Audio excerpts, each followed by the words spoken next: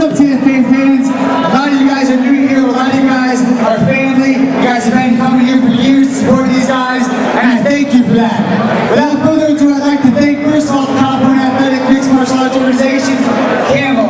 Alright, these guys came in a couple years ago, 5, 6 years ago, came in and regulated amateur mixed martial arts, so we weren't doing this in back alleys and gyms, charging $10 to send you guys to the hospital with no medics or insurance.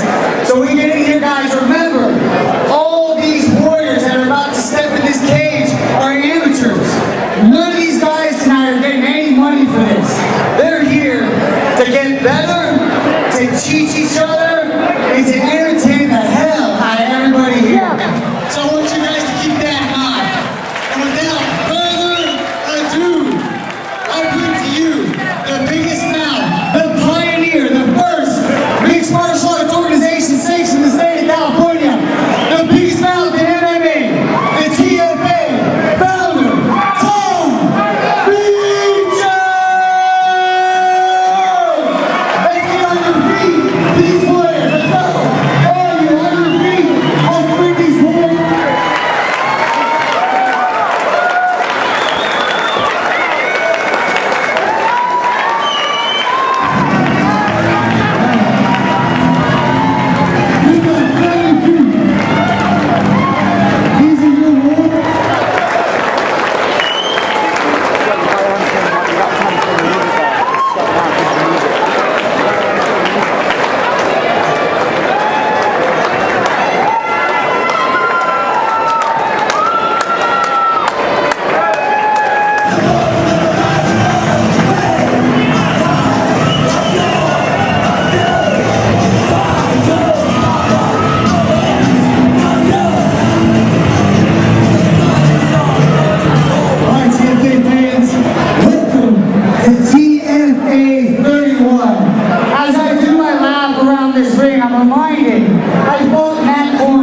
I fought in that corner. That's not my blood. We know whose blood that is. It ain't mine, but I put it there. I've been in this cage 4 times. I've walked in and out of here over 100 times. These guys are here tonight to lay it all on the line for you guys. You guys did that? TFA 31 times we've done this. That's hundreds and hundreds of opportunities for these guys to get better. You guys got that? Got that. Okay, so we usually do the national anthem. I'm not able to sing it, but I do want to respect everybody that's in war right now. All the moms, all the dads, everybody that's here tonight. I want to thank you for coming out. But reality is, let's start this fight! Hey guys, it's going right now. My beautiful wife, Paris Noel Greer. So why don't you guys, on your feet, get your hats off, get your hands on your hearts if you want. You live in America, if you people die, they die every day so we can do this. Now, without further ado.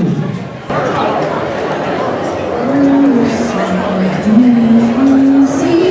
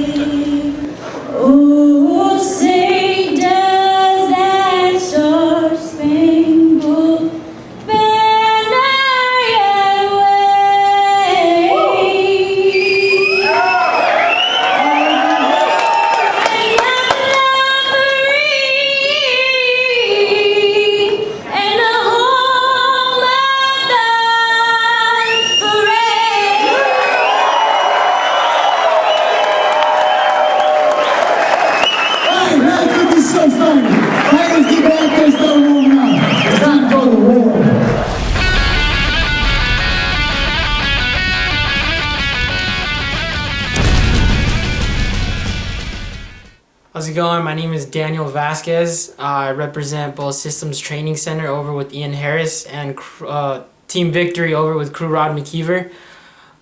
First of all, I'd like to thank TFA, Joey, and Todd, for giving me the opportunity to fight on their card. It's an honor. As for my opponent, Zach, he seems like a tough kid. He's really, really tough. He's had more experience than me, but gives me a better reason to train harder. And also too, I'm gonna be training hard, and this is my redemption. The last fight I lost, so I'm really hungry to look for my first win. And yeah, thank you again.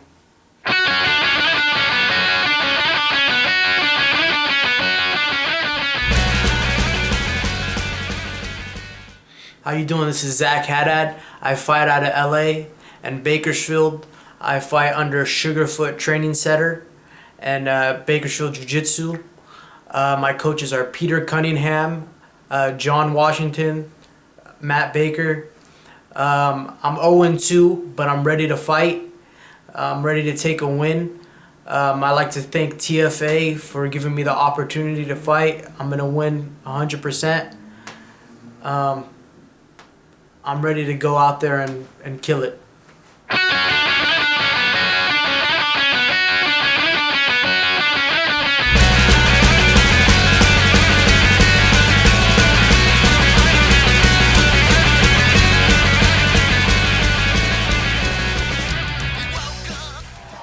Ladies and gentlemen, welcome to TFA 31, the Retaliation. My name is Jacob Wood. I'm here with fellow fighter Miko Morris. Miko, how you doing tonight? I'm doing great, Jacob. How are you? I'm ready for some fights. All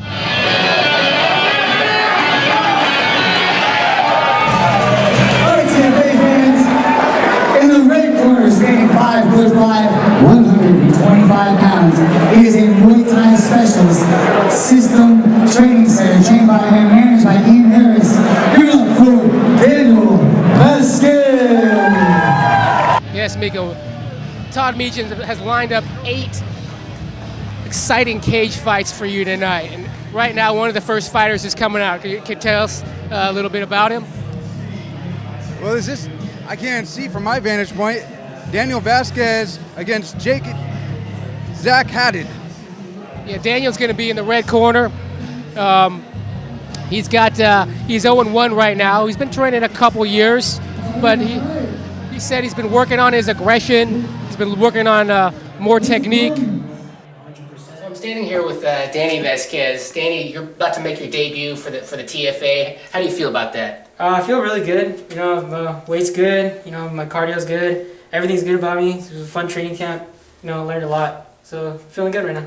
So you're 0-1. What have you done differently since your last fight to prepare you for today's fight? I've trained a lot harder. I worked on a lot of cardio. Worked on my aggression most of all. That's what I lacked off the most. In my first fight was just aggression, but I think it was just due to the nerves. Big crowd. But this time, I don't think there should be a problem about that. So how do you see the fight going down? It's tough to tell. My opponent's Zach. He seems pretty scrappy. He seems pretty cool. I'm expecting it to go pretty fast. Fast pace. Maybe he might shoot in takedowns, but I've worked for pretty much for the worst. So I feel prepared. All right, he's prepared for the worst. Good luck tonight, Danny. All right, thanks a lot.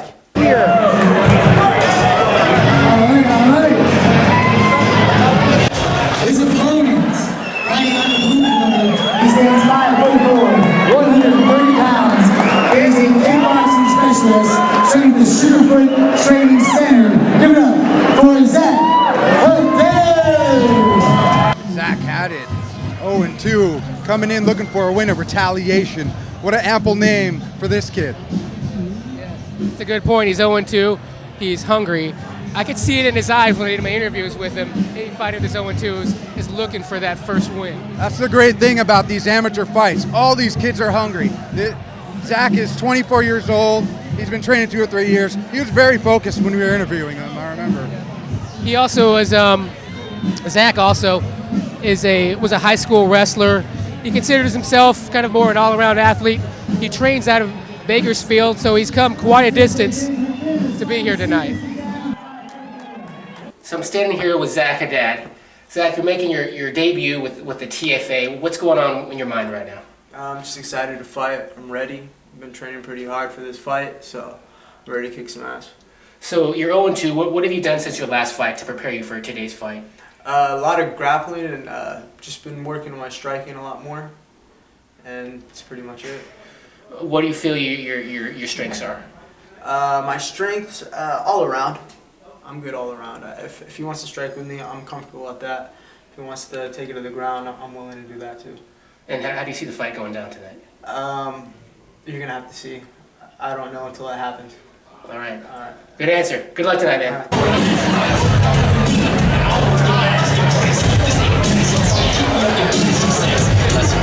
Alright, TFA fans, like you guys, thank you guys heard this before. Before I turn over the legs to Larry Landis, who's going to be head referee, I ask you for the first time tonight, are you, the TFA fans, ready for a fight?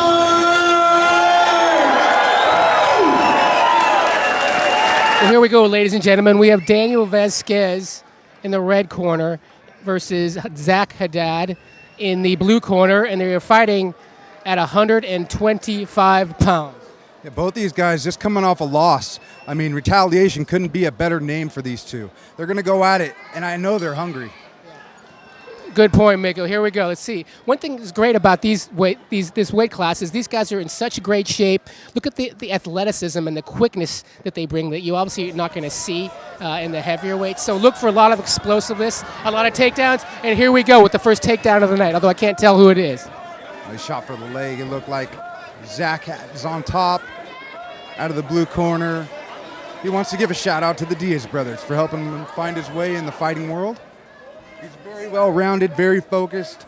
A lot of support here with him tonight here at Retaliation.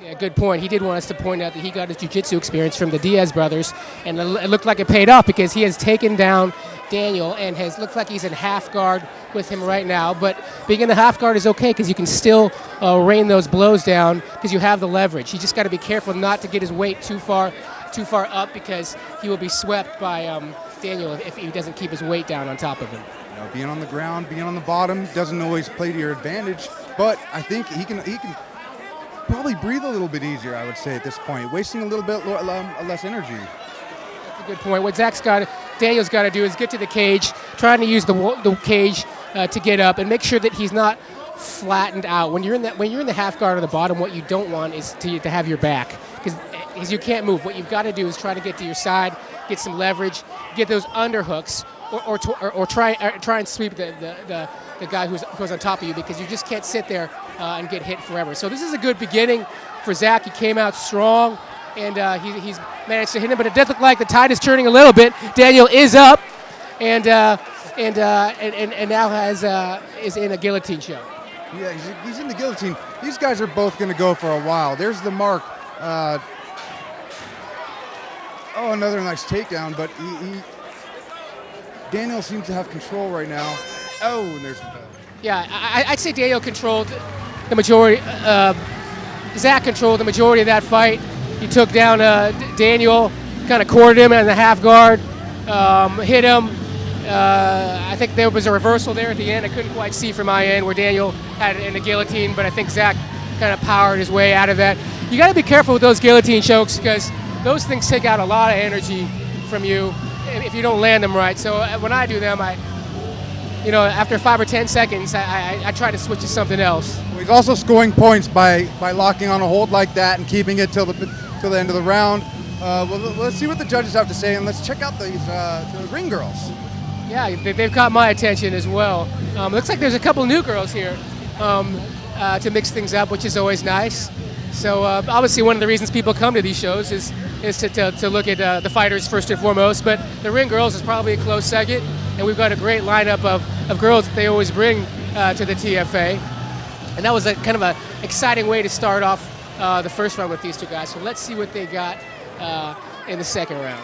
Well, the crowd was responding to these two fighters. Daniel said his opponent seemed very tough and scrappy. I think he's finding that out right now. Zach taking it to him. It's pretty even so far. Let's see what the second round brings. Here we go, ladies and gentlemen. Right now, they're Looks like Daniel's trying to come out a little stronger, but Zach again, is kind of took that combination and looks no worse for the wear on that one. But it looks like Daniel is coming out a little stronger with some strikes, which he needs to do. He doesn't want to get taken down like he did in the first round. So look for him to do a couple more combinations. This is how Daniel takes out his frustrations. That's what he told me when I was back there watching him. He was focused, and he was also very open about letting us know he works at LA Fitness. He's been training for 2 years. He goes to school. He goes to work. He trained at UMMA. This is made for him. This is made for guys like this. It's a great opportunity for these kids to get in here and show everybody what they got. That's a good point. I want to say right now, Zach's doing pretty good at returning some of those combinations that Daniel's throwing. His posture is a little bit tighter where Daniel's hands are down a little bit more. I think Zach's taking advantage of that. He's throwing those combinations and then he's shooting in when he sees the opportunity, and that's due to the fact that he was a high school wrestler, so he's trying to capitalize on that experience that he has. But this second round is a little more exciting, and they're throwing a lot of combinations, and they do seem to be landing. Zach's looking for any opportunity he can to make this fight his fight. And I think they're both very focused. They're taking their time. They're feeling each other out. The fans seem to be behind them. Oh, another nice takedown. And can you see who's on top? I can't see the referees in the way, but... Zach was on top a little bit. Now they're both kind of in the clinch on the cage. There's just so many reversals. It's hard to keep up with these two quick kids. Oh. Due to the fact that they're both at 125 pounds, which is a lot lighter than the average guy, they're both going to go at lightning speed. And that's the end of the second round. I thought that was a lot more explosive. I'm not sure who to give that round to. I'm going to still give that to Zach because I think he landed some more combinations and had more takedowns. What do you think? Well, like I said earlier, very evenly matched fights tonight. It's even hard to tell these two apart. I can't tell who's who, but I'll tell you what. These fans are behind each one of these kids, and they're giving it everything they got at Retaliation, and I'm proud to be here. I'm proud to be here too. I mean, amateur fights are 3 2-minute rounds, so you have to come out there with some aggression, with some intent, because you don't have a lot of time. This is not the UFC. You don't have 5 minutes to feel out your opponent and try to find their weakness. You got to come out swinging and kicking, and that's what these guys are doing. And so. Look for a exciting third round because that second round was debatable about who won. I'll give it to Zach, but Daniel needs to really step it up in this third round if he wants to win this fight. Third round is where the coaches and the corners come into play, and they got to give that word of advisement to their fighters. Let them finish out hard. As they say in MMA, don't leave it up to the judges, right? Because you never know how they're going to see things. You want to try and finish the fight as quickly as you can. And so here we go again, start of the third round. Zach's throwing some combinations. Oh, nice kick by Zach, but Daniel had a nice return with a flurry of punches that he did to Zach.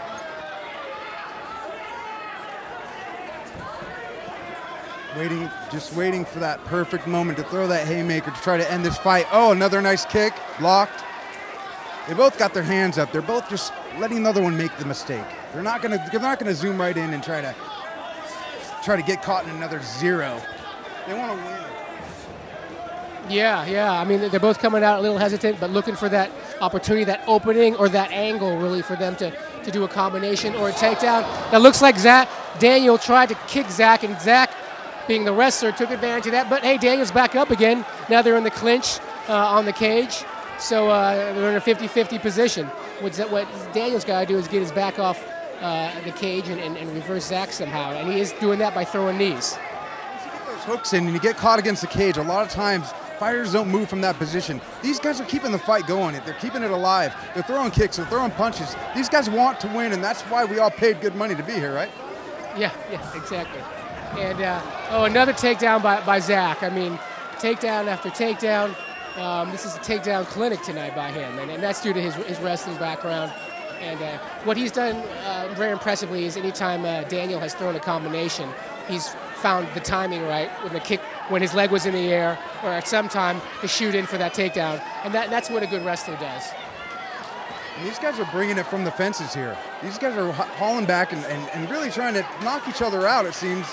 Whether they're on the ground or standing up. These guys are both sweating. They're breathing heavy. I mean, for two smaller guys, these guys are actually fighting like heavyweights. Well, that was the end of the third round. I'm going to give that to Zach, but you never know what the judges go, so let's go and find out.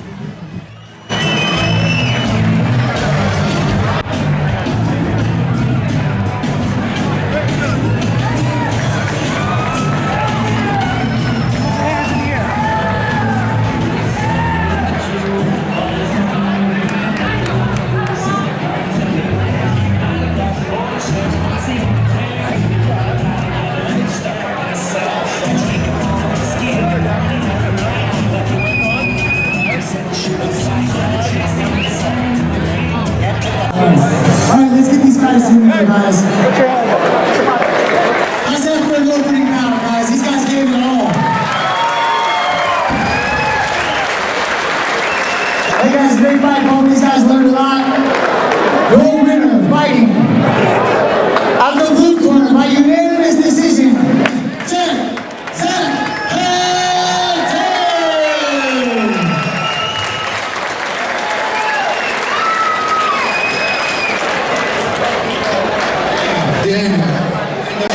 Coming here and lose. I know exactly what that's all about. Talk up. Take away from this fight. Talk in. Just work on my aggression. My ground game was scoring. But yeah, I don't know. I'm just really bummed right now. But just one last thing, thank you to everybody that came out for me. One last thing. My friend, my teammate, he passed away. D. I tried doing this for you. I hope you're still proud of me. Okay. You passed away, so I love you, man. Congratulations, man. Great job. Congratulations on your first MMA win. You put on a takedown clinic in there. Tell us about the fight. It went out pretty good. Went pretty good. Take that mouthpiece out. Talk up now, Zach. I took him down a few times, and it seemed like I could keep taking him down, so I kept going for it. He was a hell of a good striker. Other than that, my wrestling background, I want to thank my corner, Bernie.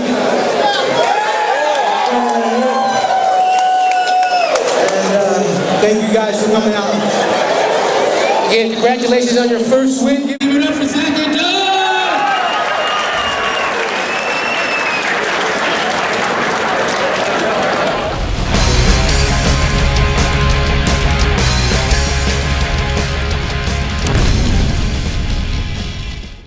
Hello, my name is Norman Flores, and I'm going to be fighting for TFA once again. I've been out for about 2 years, guys, so I'm back though. My last fight was 2 years ago for the heavyweight title belt, and unfortunately I lost. So now I've been back to training. God has blessed me with the ability to get back in the cage, so I'm happy to do that. This is going to be my 5th fight for TFA now. My overall record is 3-3. So with this next win, get it over to a winning record. God's blessed me with another 2 years of life, so I'm ready to get back in there. I've been training again recently at All In MMA with Mike Rush in Buena Park, and I just look forward to getting back in the cage, guys.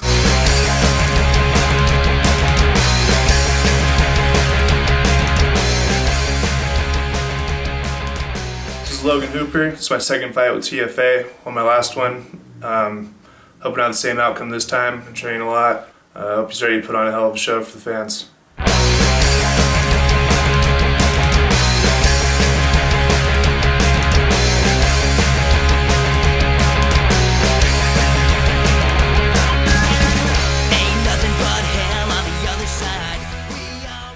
Yeah, this is the second fight of the night, ladies and gentlemen. We got Norman Flores at 265 pounds, 6'4" in the red corner versus Logan Hooper, who is 6'8", 265 pounds. This is the super heavyweight fight of the night. All right, TFA fans, here we go for the heavyweights. I hope this cage holds up. Fighting out of the red corner, standing 6'4", 265 pounds. He's a stand-up fighter training out of MMA under Mike Rush, All In MMA. Give it up for Norman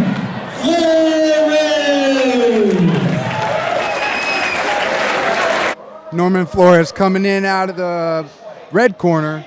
This is the big boy fight, and I've seen Norman fight before. This guy does not get gassed very easily. I'm excited for this fight. Yeah, this is the second fight of the night, ladies and gentlemen. We got Norman Flores at 265 pounds, 6'4", in the red corner versus Logan Hooper, who is 6'8", 265 pounds. So I'm standing here with Norman Flores. Norman, it's been a little while since you fought, but how do you feel today? What's going on in your mind? You know, the biggest thing is just trying to stay calm since it's been a while. You know, making sure I stay calm, and I'm just looking forward to getting those 6 minutes done, and then going out and getting a good, thick, juicy burger. How do you prepare for today's fight? You know, I had a lot of good places. Mike Rush at All In, MMA in Buena Park. Over there, they've been helping me out. Big Joe, you know, he's a big guy, good training partner. And then, you know, a couple other gyms, but the biggest place was All In MMA in Buena Park, and then a boxing gym in Santa Fe Springs. Well, you guys are the super heavyweight fight of the night, so how do you feel? What's your prediction for tonight's fight? You know what? To be honest with you, I have no idea. You know, but I think it will be exciting, and anything can happen in that, you know. 530 pounds in the cage. Is my math right? 530. Oh, you're right. There's over 500 pounds in this cage right now, and I hope I put it up good enough for them to brawl out, because these are two big boys. Fighting on the blue corner, standing 6'8", 265 pounds, is a freestyle fighter fighting out of the Black House. Give it up for Logan Hooper!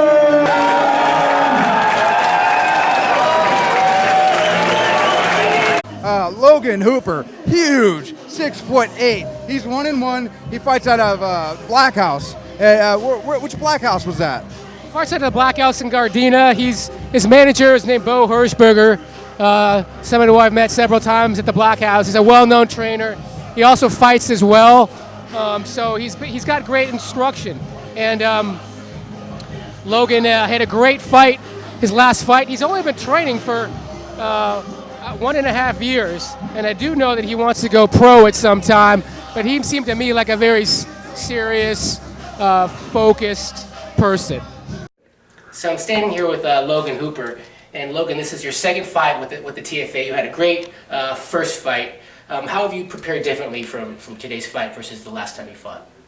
The last fight I was actually supposed to fight Norm, my opponent, tonight. Up until a couple weeks before, then I found out, you know, he got injured and I had to get a different opponent. So training's been relatively the same, a couple different things, but overall pretty similar.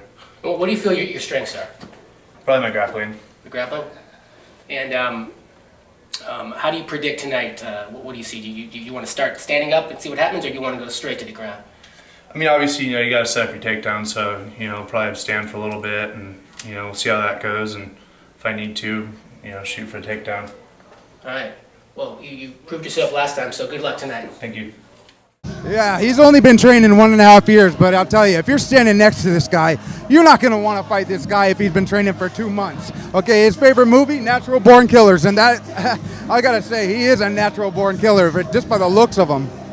Yeah, that's a good point. He pointed out that was his favorite movie, was A Natural Born Killer. Norman seems like kind of a fun guy as well. I think he kind of jokingly said he wants to have a beer after this, which, hey, that's the best inspiration you could possibly have to fight, right? Is to have a couple beers. Let's see what Toby has to say. I got a feeling these guys hit hard. Before I turn it over to our head referee in charge, David Shirley, I ask you for the second time tonight, are you the TFA ready for a fight?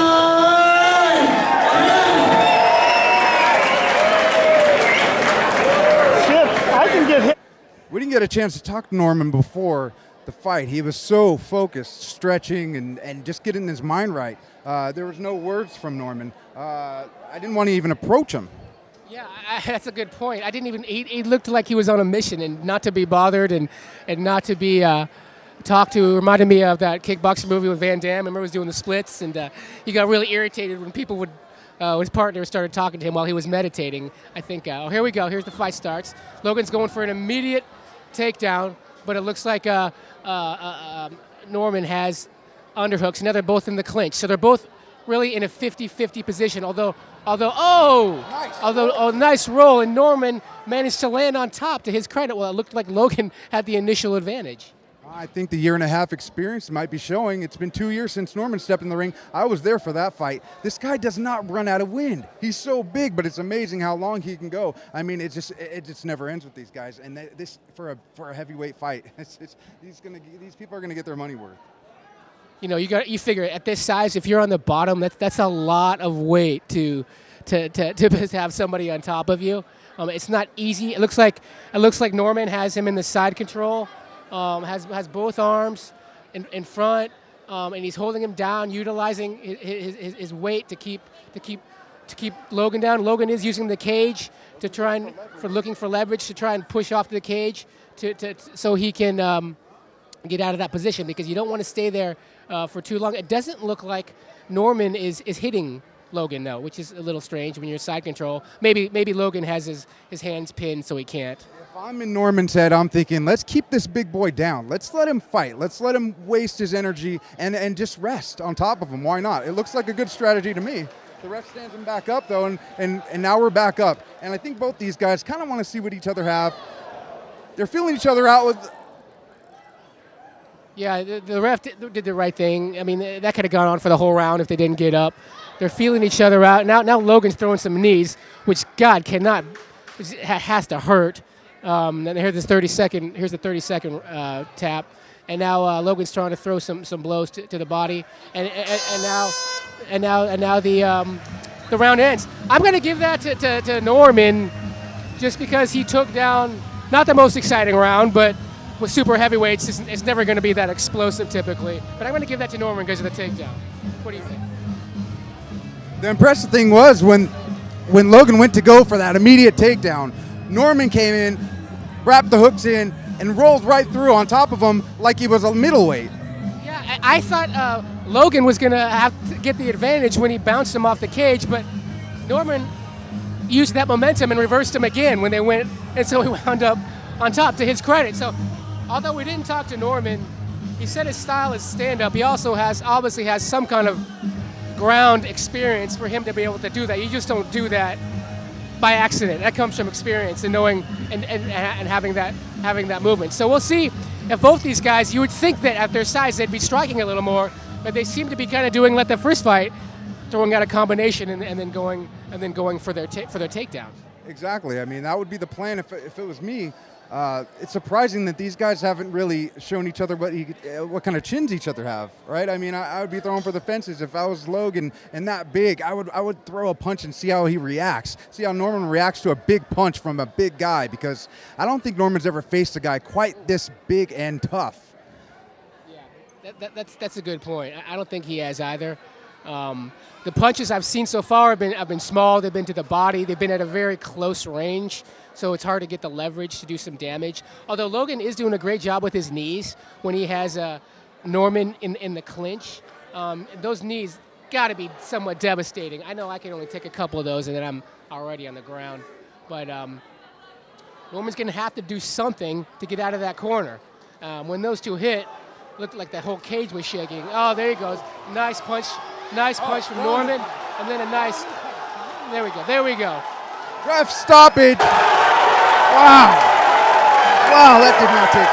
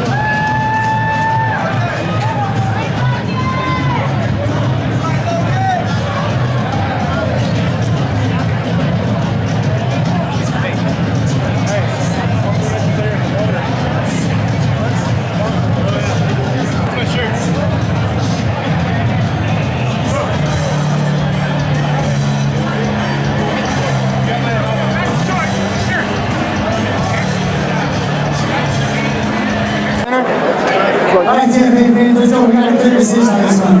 Guys, let's get these fights moving.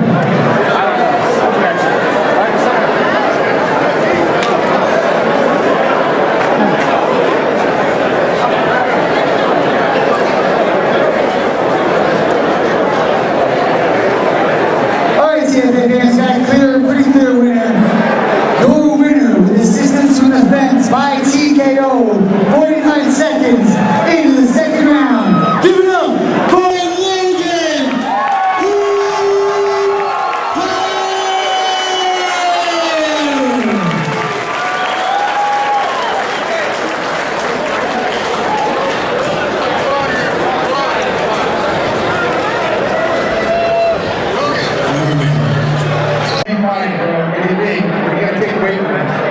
Man, I was just happy that God blessed me to get back in the cage because I've been out for like 2.5 years.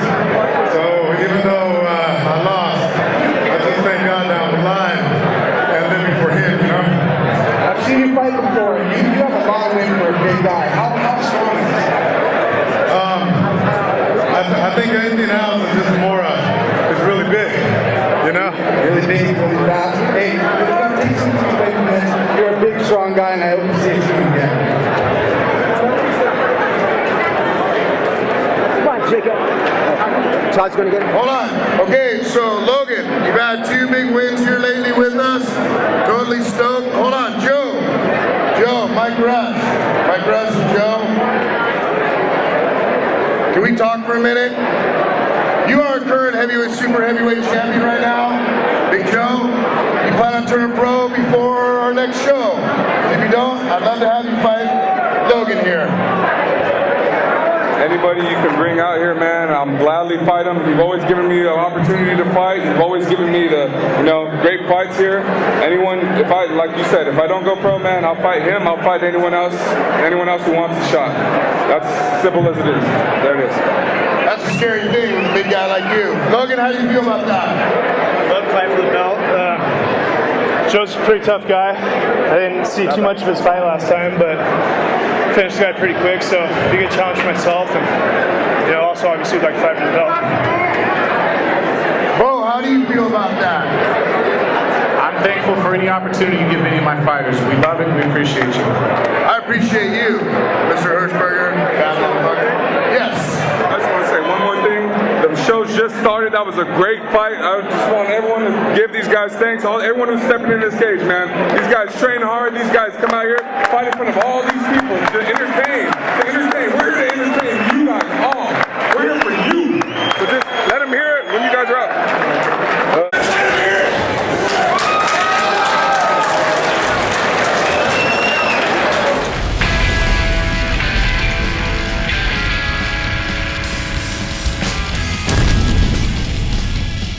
Hey, my name is Tfa Xxxi. I'm here with my coach Jonathan Kuzum. We've been training real hard to fight. I'm thanking TFA to give me this first amateur fight. I'm really here to fight.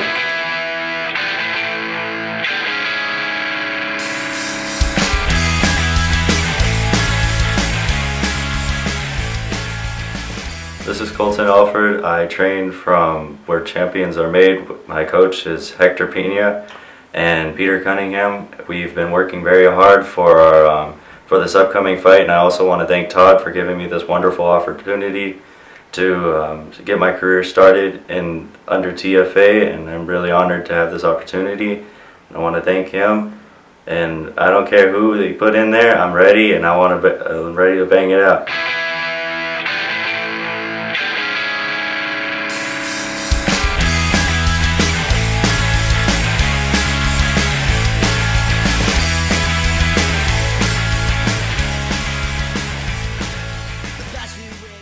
All right, ladies and gentlemen, we're in our third fight of the night. We've had 2 exciting fights so far.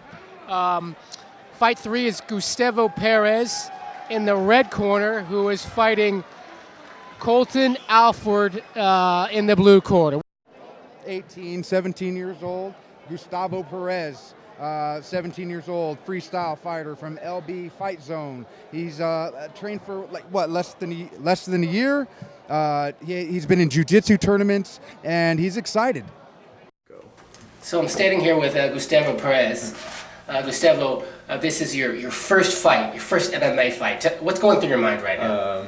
It's my first fight. It's a little bit of nerve, or I'm getting a little bit shaky, but I know what I have to do, and yeah, that's what I have to do. That's normal to be nervous. How have you prepared for this? Training every day after wrestling, mats. We've been training a lot. So, and what do you feel with all that training? What do you feel your strengths are? What do you want to do? You want to stand up? Do you want to go to the ground? What do you want? What do you want to happen tonight? Go to the ground. You want to go to the ground? Yeah, my base is wrestling and jiu-jitsu, so that's where I want to take it. All right. So I'm standing here with Colton Alford. Colton, you're about to make your MMA debut with the TFA. What's going through your mind right now? Right now, a lot of excitement, a lot of adrenaline, and honestly, I'm really pumped up and I'm ready to do this. How have you prepared for your MMA debut? We've been doing a lot of training. We've been making sure that my weight was down, dieting. We made sure everything was right, and we've just been working hard, staying focused, and getting everything done. What do you feel your strengths are in the cage?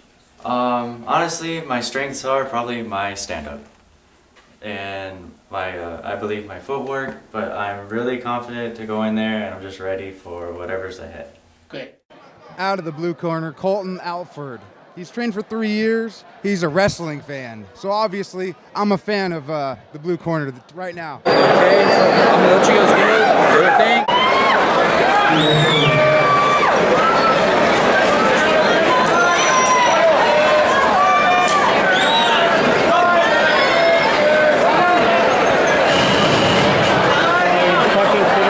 So we'll see. You notice they're not gloved up. They don't have shin pads on. We'll see what happens. I thought this was going to be an MMA fight. These guys are bare knuckling it tonight, and these guys are middleweights. We're going to have 3 2-minute rounds, 170 pounds to 185. I don't know what to expect. This is something new for TFA, and let's see what happens. Yeah, these guys are at 145 pounds. Colton's going to be the taller one of the two in the blue corner. And then Gustavo is going to be in the red corner, and so it looks like Gustavo, to his credit. Oh, and now it looks like they're back up again, but it looks like there was a takedown attempt by Gustavo, and he's using that leverage, but it looks like he fell right into a guillotine choke by Colton. So he's got him in that guillotine. What Gustavo's got to do is he's got to plant his head, get his butt in the air, and use leverage to get out of that position. Yeah, he's got those legs locked in, and this early in the fight, he's not going to be sweating as much, so he's going to have a lot more traction getting that foot tucked behind his knee like that. There's a lot more pressure going on than normal when it's further on in the fight. Yeah, that's a good point. Gustavo got out of that to his credit, although that probably took a lot of energy from him, and now he is trying to get out of the position, but it does look like he has Colton up. He has Colton against the cage, and now that I think about it, this fight is a grappling fight. It could be due to their age, right? Because they're both maybe under 18, so maybe they can't do an MMA fight yet. That's very true. Colton in the shirt, Gustavo shirtless, and both gloveless. And another takedown. Another nice takedown from Gustavo. You can hear his corner giving him words of advice, and he's trying to Colton trying to tuck the head in. These guys are wiry. These guys are scrappy. These are the kind of fights that the crowd gets behind. As you can see, every time a big move is made, because these guys are going to go at it, and they're going to pick each other up, and they're going to slam each other down, and then the ref, it looks like they're going to stand it back up, and the crowd is with it. That was a good first round. I mean, I think it could have gone back, and I don't really know how to score that one. I think maybe I'll give it an edge to Gustavo because he had more takedowns, but that could have gone either way, in my opinion. What do you think? As you can see, Colton in his corner with his cornerman, he's not stopping the fight. His cornerman put him in another hole trying to tell him what to do next and during round 2. So let's see if that helps. We'll see. We'll see. We're about to start round 2 again. And again, although this is a grappling tournament, the rounds are still 3 2-minute rounds. And so that's such a short time when you think about it. right? Because it takes a while to get a takedown, right? Could take 20, 30 seconds, even if you're trying to do that right away.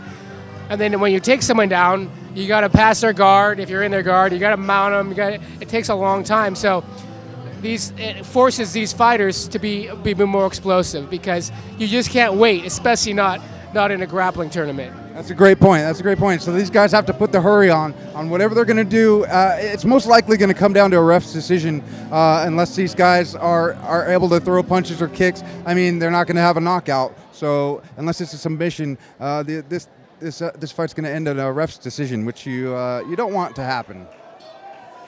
No, you want to leave it up to the ref. You never do. But it looks like Colton's trying to keep Gustavo at a distance using his arm because he knows the power that Gustavo has with his takedowns. What would be kind of nice for Colton to kind of, nice takedown again by Gustavo. But it looks like Colton has reversed him and now has his back. Wow, good for Colton.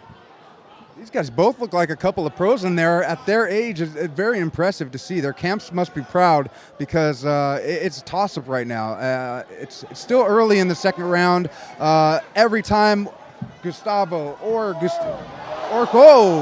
Colton gets an advantage, it's reversed immediately, and the crowd loves it. Colton, to his credit, got a reversal. Now he's in Gustavo Perez's guard, which for those of you who don't know means he is between his legs. What he's got to do is break out of those legs and pass his guard. He's got to pass his legs so he can get a more advantageous position. And now he's got him in an arm bar. Another slam coming. Wow. Trying to get a good angle here. It looks as though he's still got the arm. He's still putting on the pressure. The ref is checking in close. And he turns it over to release the pressure on his arm. And out he comes again. Amazing reversals. Amazing. Yeah, I can't even see what's going on, but I think somebody has an arm.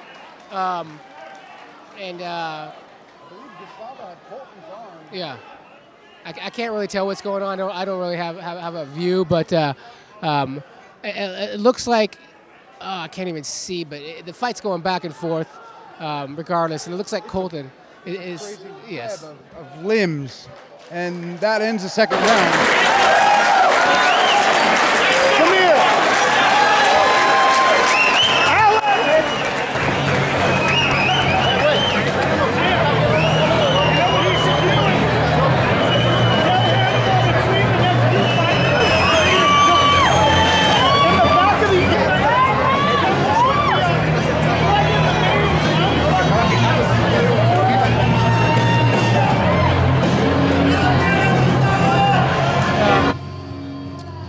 Going to give the advantage right now to Gustavo because of his takedowns.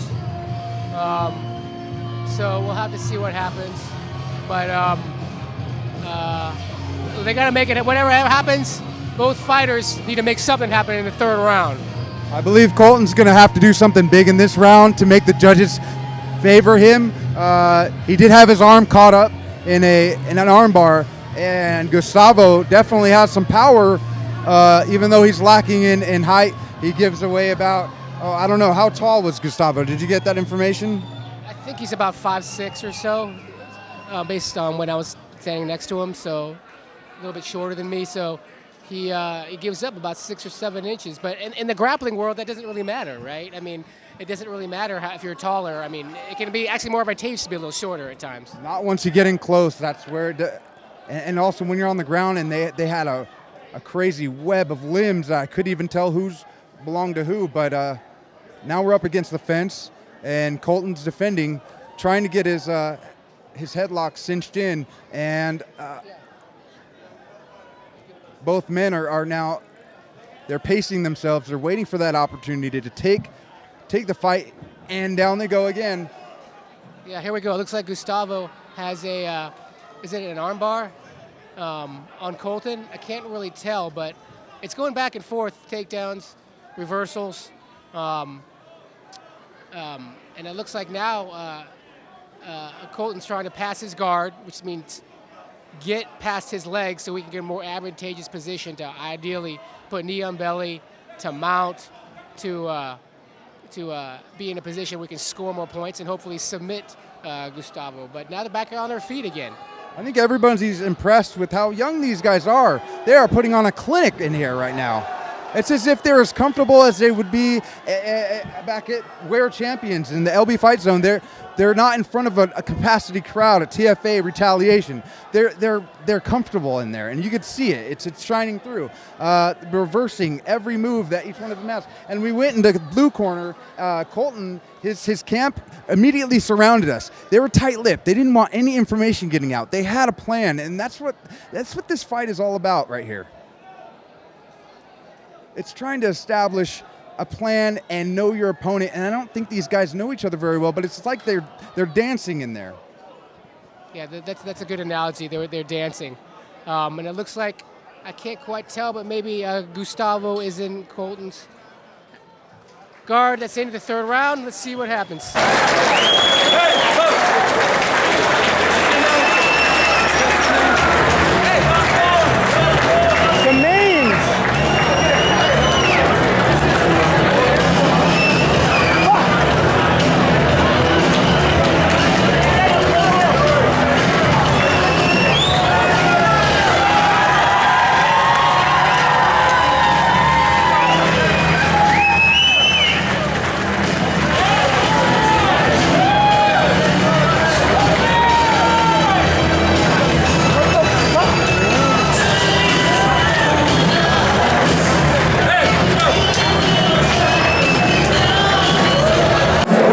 Cover the front. It was a submission only grappling match, which ends in a draw.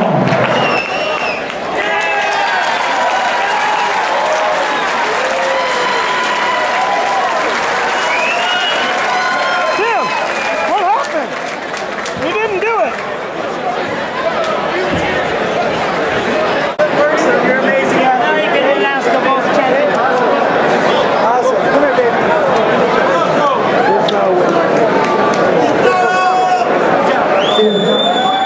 Okay, let's talk. First of all, congratulations for 18 years old. 17 years old, even younger.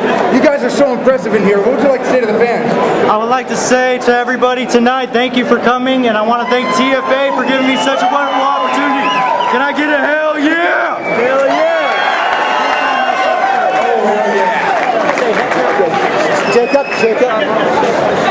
Gustavo, congratulations. You've been on a great match. You put on a takedown clinic in there. Tell us about it.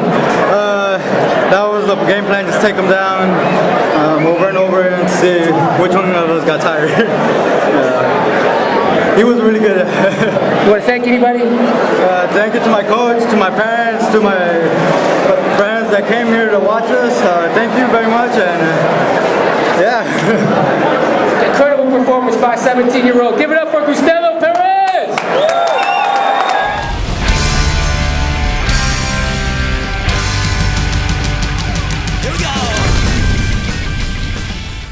This is Dwight Knuckle Up Hargrave fighting out of Gardena, California. I would like to thank TFA, Todd, and Joey for this opportunity. I'm a freestyle fighter. I train with LT. We do a bunch of ground and stand-up exercises. I'm just happy to be here looking for my first win. Here we go. This is LC Crumble. I am coming from a loss, but I'm ready to get back in there and get my first win. I want to thank Todd and Joey from TFA for producing this fight. I fight at Street Sports on Washington in Santa Monica. My coach is Theo, and also fight at JBC in Venice. My trainers are Latif, Jordan, and Mike, or whatever his name was. But yeah, I am really pumped to get in there and win. I've been working on some new stuff, ground techniques and striking. So I'm really ready to go. I like being pumped. I like the way I feel. I'm more confident now. So ready to get in there. Let's go.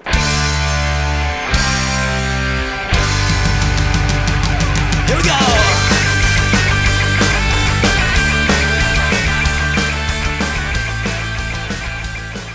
Out of the blue corner, Esla Crumble, 3 months training. He's got good cardio. He's a cook. He grew up in Missouri. He says his opponent's cool, but he's still going to kick his face off. That's a good point. I mean, it takes a lot of balls to walk into a cage after 3 months of training. For me, I did years and years before I even had the idea that I wanted to train. LC also is a private chef as well, and I think he randomly one day saw a fight and decided to fill out the camo application. And fast forward, a couple months later, here he is fighting against Dwight Hargrave in the TFA. Fighting on the red corner, standing 6'2.5" at 170 pounds, a freestyle fighter out of Gardenia. Give it up for Dwight Hargrave. We're talking again. This is the fourth fight of the night, and we're talking about Dwight Hargrave, who's coming out in the red corner. So I'm standing here with Dwight Hargrave. Dwight, you are making your MMA debut today. So what's going on in your mind right now? I'm just ready to, put on a good show. I'm a humble fighter, so I don't have too much mess to talk, Just want to make a good show for the fans, for the people. Good answer. How have you been training for this fight? How? Yeah. Pretty good. My trainer is LT, so he's been working me like a little dog, but, we getting it in. What do you feel your strengths are? You're more of a ground guy, you're more a stand-up guy? I'm a freestyle fighter, so my strength is anywhere. It can be from the ground to standing up to whatever it takes. I gotta say, both these guys seem very interested in winning, and that's what's important when you get in there. All right, his opponent, fighting out of the blue corner, standing 5'11", 170 pounds, a kickboxing specialist at JPC Venice. Give it up for Nelson Crumble.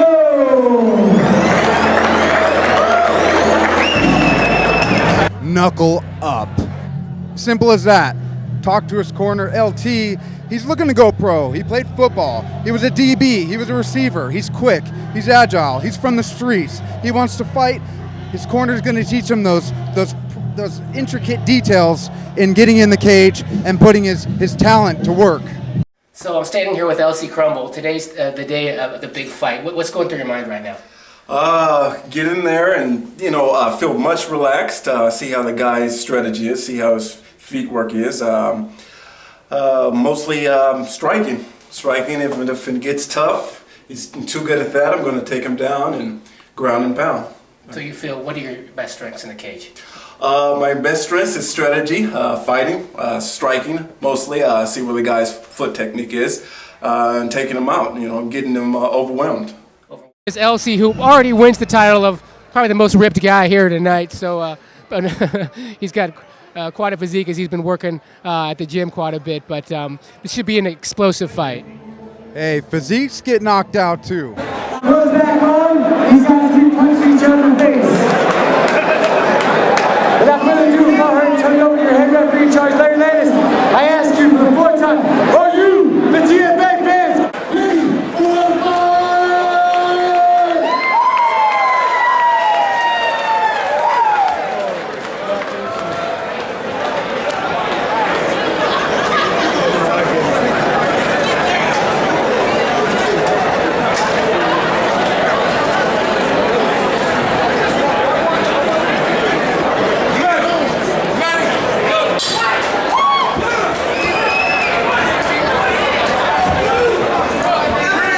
Ladies and gentlemen, the fourth fight of the night. We have Dwight Hargrave in the blue corner, and he's fighting LC Crumble in the blue corner, fighting Dwight Hargrave in the red corner, and these guys are here to fight. Already they're trying a takedown. Yeah, that's right. Oh, nice takedown. It's these fighters are so well versed in takedowns. They're making that apparent right now to all these fans here at TFA 31. We got to talk to Elsa Crumble. Tell me, Jacob, what did he tell you about what he plans on doing with his career in TFA and MMA? Well, I think that he's only 0-1. He wants to have some more fights, kind of play it by ear, maybe go pro at some point. Right now, he is right now, Dwight did reverse him. They were in half guard, and now due to the athleticism of Elsie, he has mounted. Looks like Dwight, which is an advantageous position for him. Although he is kind of stuck on Dwight's body, so he's going to, at some point, if he wants to throw powerful punches, he's going to have to leverage himself up, which puts him at a little risk for getting bumped off. But those short punches aren't going to do much at the moment. You know, you keep those punches getting the ribs, though, and it's going to knock off your breathing. It's definitely going to alter the fight if you keep up at the same spot, rapid punches, and that might make the difference. These guys are pretty equally matched. That's what I was saying at the beginning of the show. All these fights are so well made. It's beautiful. Yeah, that's due to the matchmaking ability of Todd Meacham. But that's a good point, Miko. If you hit that same spot over and over, especially if these guys are all muscle and ripped up, you're hitting pure muscle, it's going to take its toll, your breathing, your ribs. You just got to keep it up and make sure that you keep hitting the same spot there. Okay, we're on the ground now. And there's the first round for you, folks. Yeah, both these guys are athletes. I mean, that was pretty explosive. You can tell both of them work out like hell. They both lift weights. They both train. They both, Dwight had a number of fights in the street. He played high school football. Elsie's done kickboxing, Brazilian jiu-jitsu. Both these guys are almost the same height. Both, 0-0 and 0-1. This is a good matchup. I mean, and that's due to Todd's matchmaking abilities. Both these fighters pride themselves on their cardio, and from the looks of it, I would pride myself on the corner because look how well they're both tending to their fighters. It's really good to see that. You could tell they have a good connection. They've been working hard to put on a good show for the people here, and tonight, I don't know who to call the winner yet, but let's see what the second round brings. Let's see if that physique comes into play. Yeah, that's a good point. I mean, we'll see where the cardio kicks in. I mean, cardio is key. As Oscar De La Hoya said, if you got no cardio, you got nothing. So we'll see what happens in the second round. I was impressed with the first round that both these fighters came out swinging. So we'll have to wait. We'll have to wait and see. But this should be a good fight. Here they are, feeling each other out. Neither looks too scared to rush in just yet, but they're definitely gonna feel each other out. It looks like it looks like Elsa's making the advances, and it looked like a kick there to the midsection. Yeah, Elsie's controlling the ring a little more. He's got ring control. He's being the aggressor. He's kind of taking down Dwight, and he's definitely controlling the pace of the fight. Dwight is attempting a takedown, although he does have both hooks, both hands behind Elsie. He doesn't have a position at that moment to take him down, as Elsie is kind of using his body to keep Dwight from taking him down. So now Elsie's throwing some knees as well. So we'll have to see what happens. We've seen Elsa bust out with the kickboxing skills. He's fighting a freestyle fighter, so it's going to get interesting when they clinch up, because then the kickboxing is going to come into play. And as far as being from the streets and learning how to fight on the streets, you have to learn to adapt to all these different styles of fighting when you're in this cage. So let's see how well he can adapt. Coming off of one loss, Elsa's going to have to learn how to make the pace his and take the fight into his own hands and control it. Yeah, that's a good point. Elsa's going to have to use control, and it doesn't look like he is now in, I can't quite see, but maybe half guard with Elsie. I do know that Elsie was breathing a little hard in that second round, so maybe his cardio is becoming an issue, but that's why Dwight could take him down like that. But we'll have to see some action from these guys. I know the referee, Larry, is saying they got to do something. You can't just sit there in the second round. There went the horn. The second round ends with Elsa on top guard, full guard. And yeah, there wasn't a whole lot of movement there. But I think both guys are just going to catch their breath, return to their corners, listen to their corner, and hopefully come out in the third and throw for the fences, because that's what this crowd wants. Yeah, I do know one thing about having a big muscular physique is it can tire kind of easily. So that can actually work against you sometimes if your cardio isn't there. But because your body with more muscle obviously needs more oxygen. But we'll have to see what these fighters bring in the third round. I'm going to give both those first 2 rounds to Xxxi because I think he controlled the fight a little more, and he was a little more aggressive. He at least was attempting moves where Dwight was kind of backing up. So Dwight has to come out third round strong if he wants to win this fight. Exactly. And as the corners clear the ring, third round's about to start. I'm expecting some heavy punches. What do you think? I'm expecting Xxxi to throw, and I'm expecting Dwight to throw. I want to see some of that, their athleticism. Dwight talked about a ground and pound. Xxxi said, he's got a kickboxing background. I do know Xxxi is 0-1, so he is hungry for that first win. He's 170 pounds each, and it's just lean muscle. I mean, there's no fat on these guys. These guys are so well built and so well matched up, considering that Dwight's coming off of no wins, no losses. He's hungry. He wants to prove himself. Xxxi has that one loss, which might make him just a little bit more hungry. And he's making the advances. He's definitely taking some punches. He can get hit hard and still go. So he's proving himself right now. No, Xxxi's kind of hitting him and kind of picking him apart a little bit. But to your point earlier, both these guys are at 170. Honestly, they look like they're 185, 190 pounds just on their physique, but they're only at 170. And look how athletic they are. It's amazing. But I do want to say Xxxi is still controlling the fight and kind of walking Dwight down and hitting him when he feels like it, although his cardio is becoming an issue a little bit. Yeah, definitely controlling the tempo, setting his own pace. Now we got the clinch going on, and this is where the kickboxing is going to come into play. Nice takedown. Wrap the leg around, took him down. That's a point in the judge's eyes. The round's going to be, who's that on top? That is Dwight. And this is Dwight's first takedown of the night, I think. And to his credit, that was a great takedown. He swiped his leg, and now he's in side control. He's got to do something, though. He's got to throw some punches. This is the third round. You got to mount. You got to show some aggression. You got 30 seconds now. Now the ref is smartly standing them up. The corners were testing these men by saying to both of them, keep your composure. And that's what they did, and I think that's why there was pauses in the action. Let's see what happens with the judges.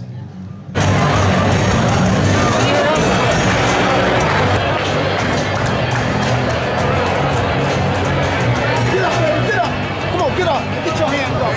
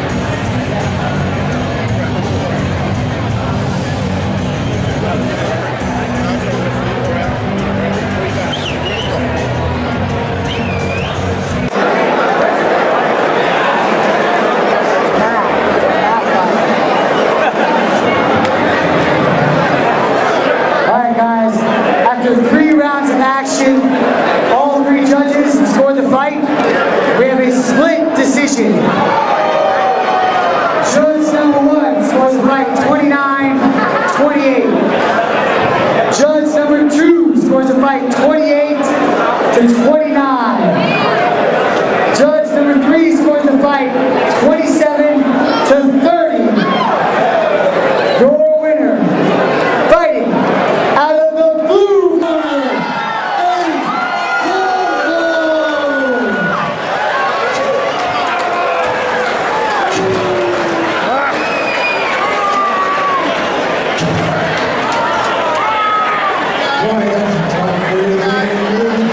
You guys put on a hell of a show with these fans. How does it feel? Tired as hell. You guys have been at it really hard. What are you going to take away from this fight, and how are you going to look towards the future?